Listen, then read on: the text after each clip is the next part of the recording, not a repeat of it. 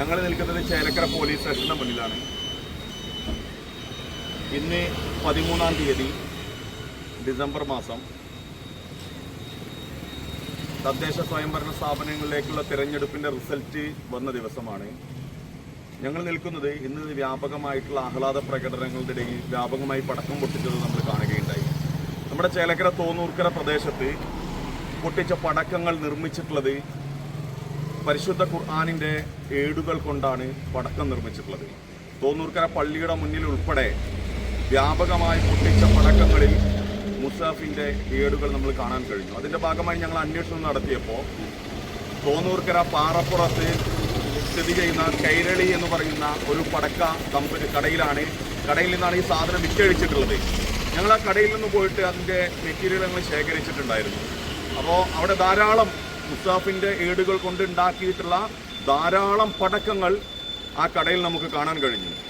അവർ പറയുന്നത് ഇത് അവർ നിർമ്മിച്ചതല്ല, മറ്റ് സ്ഥലങ്ങളിൽ നിന്ന് വന്നതാണ് എന്ന് പറയുന്നത്. ഞങ്ങൾക്ക് പറയാനുള്ളത്, നാട്ടിൽ സ്പർദ്ധ ഉണ്ടാക്കുക എന്ന ഉദ്ദേശത്തോടു കൂടിയിട്ട് ഇത്തരം നിർമ്മിതികൾ നടത്തിയിട്ടുള്ള ദുരുദ്ദേശത്തോടു കൂടി നടത്തിയിട്ടുള്ള ആ കുറ്റക്കാർക്കെതിരെ കർശന നടപടിയെടുത്ത് മാതൃകാപരമായി അവരെ ശിക്ഷിക്കേണ്ടതുണ്ട്. ഇല്ല എങ്കിൽ രാജ്യത്ത് ചെറിയ ചെറിയ പ്രശ്നങ്ങൾ ഉണ്ടാക്കിയിട്ട് ഒരു മതസമൂഹത്തെ വ്രണപ്പെടുത്തുക എന്ന ഉദ്ദേശത്തോടു കൂടിയിട്ട് പ്രവർത്തിക്കുന്ന ആളുകൾ ഇതിന്റെ പിന്നിലുണ്ടോ എന്ന് സംശയിക്കേണ്ടതുണ്ട്. അതുകൊണ്ട് തന്നെ ഞങ്ങൾ ഈ രാജ്യത്തെ നീതിന്യായ വ്യവസ്ഥകളിലും നിയമപാലകരിലും വിശ്വസിക്കുന്നു.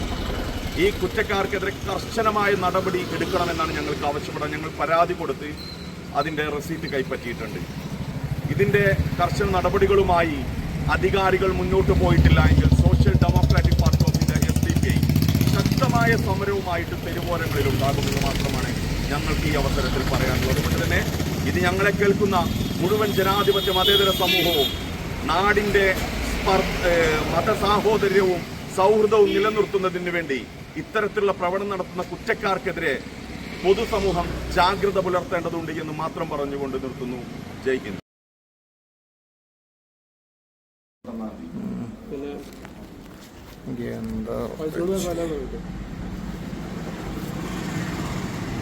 നമുക്ക് ആദ്യം FIR കോപ്പി ചോദിച്ചോക്കാം. എല്ലാരും കൂടി പോകണ്ട, ആദ്യം 2-3 പോയാൽ മതി. ചാനലര് വേറെ ഉണ്ട് അവിടെ പ്രശ്നമില്ലേ? നമ്മൾ ചാനലിനെ വിളിച്ച് ചാനലിനെ അറിയിച്ചിട്ട് അലമ്പാവുമ്പോ അലമ്പില്ലാണ്ട് നമ്മൾ ശ്രമിക്കാം.